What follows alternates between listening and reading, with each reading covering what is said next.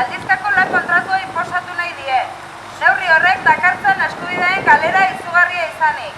Langileen eguneroko bizitza baldintzatuko du oso-osorik. Industriagune honetan kokatuak dauden beste bi enpresek eta gai berberagatik lehenagotik ireki zutela gatazka bidea Matitori Berika S.A. enpresak, Arrain Kontserba enpresa hau ere, eta Urlapeska S.A. enpresak, arrain merkataritzara bideratzen dena alegia.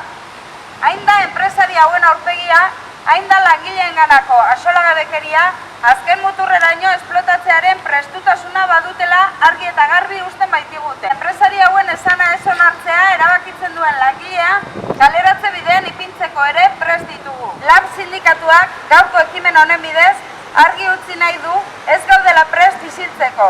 Langile emakume inplikatuak defendatzera gatoz eta enpresari zapaltzaileak salatzera. Argi utzi nahi dugu ere, Eiza, Matitore eta Urlapeska enpresek inposatu nahi duten lan ereduak 19. mendera eraman nahi gaituztela. Enpresen etekinen eta enpresen etorkizunaren aitzakipean eta honako dinamikak eta martxan laster batean jantruke lan egitea eskatzeko prest leudekela sinesten enpresari hauek. Lan finkoa eta iraunkorra edukitzea eskubidea da, ez da patronalaren esku dagoen kapritxoa. Emakumeotzat! Lan duila!